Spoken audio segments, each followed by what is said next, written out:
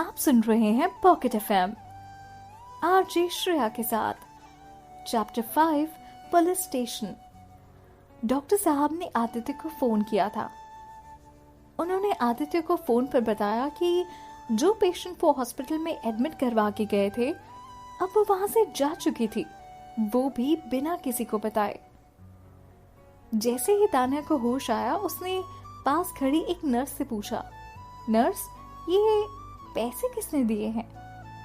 जैसे ही नर्स ने उसे ये कहा कि ये पैसे तो कोई आदित्य नाम का शख्स रखे गया है, तो वो पैसे और अपनी दवाइयां वही नर्स के पास छोड़कर वहां से चली गई, वो भी बिना किसी को बताए। हाँ, ये पैसे वही थे जो आदित्य ने हॉस्पिटल से निकलते वक्त तान्या के बेड साइड पर रखे थे, ये सोचकर कि शायद तान्या को इसकी जरूरत पड़ेगी। जैसे ही डॉक्टर साहब ने आदित्य को पूरा माजरा बताया, आदित्य खुद का गुस्सा रोक नहीं पाया।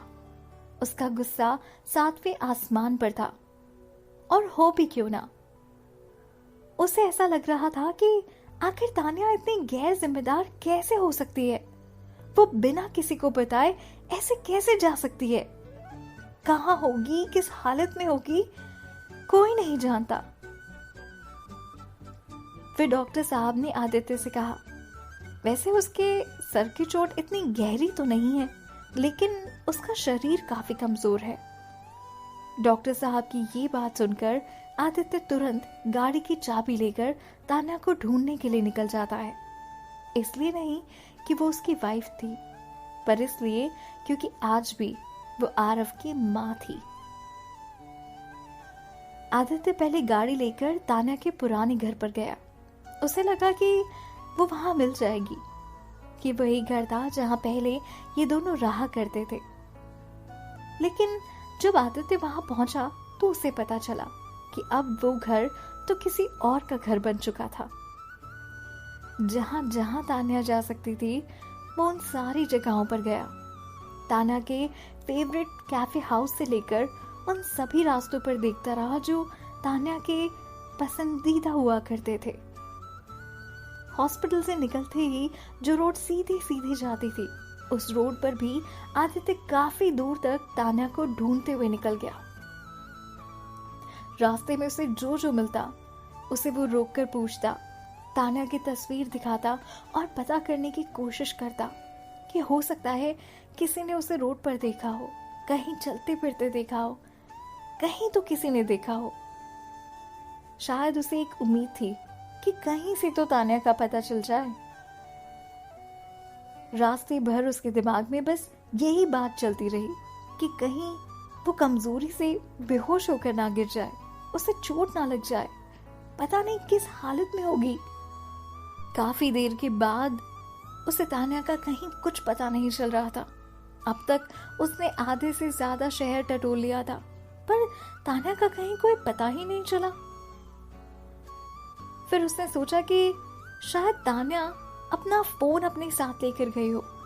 उसके पुराने नंबर पर कॉल करके देखता हूं, शायद उठा ले।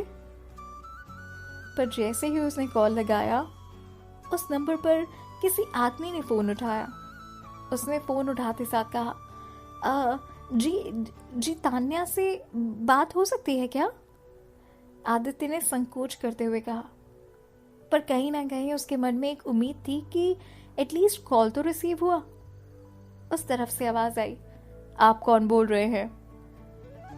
आदित्य कहता है, जी मैं इतना बोलकर बस आदित्य कुछ सोचने लगा। फिर उधर से आवाज आई, नहीं, ये किसी तान्या का नंबर नहीं है, और उस आदमी ने फोन रख दिया। तान्या का कहीं कोई अता पता नहीं चल रहा था। उसकी टेंशन बढ़ती जा रही थी कि कहीं तान्या को कुछ हो तो नहीं गया। आदित्य जहां गली गली तान्या को ढूंढते घूम रहा था, वहीं तान्या पुलिस स्टेशन पहुंच चुकी थी। तान्या पुलिस स्टेशन में एक पुलिस रिपोर्ट करवाने गई थी। उसके माथे पर पट्टी बंधी थी और चेहरे पर चोट के निशान थे। शरीर काफी कमजोर सा था, और उसकी ये हालत देखकर पुलिस वालों को लगा कि शायद ये मारपीट का मामला हो। पुलिस स्टेशन में अक्सर ऐसे मारपीट के मामले आया करते थे, जहां कई बार औरत को मारकर घर से बाहर निकाल दिया जाता था, या फिर मार सहते सहते एक दिन औरत खुद ही पुलिस स्टेशन में जाकर रिपोर्ट दर्ज करवाती। फिर उसकी हालत को देखकर लगा कि शायद उसके पति ने उसे पीटकर घर से बाहर निकाल दिया हो। पुलिस वालों को लगा कि शायद तान्या के साथ कोई शारीरिक मारपीट हुई हो।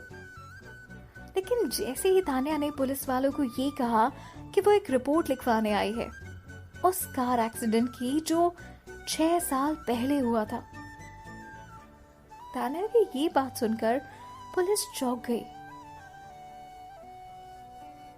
तान्या को स्टेशन के सब इंस्पेक्टर के पास भेज दिया गया।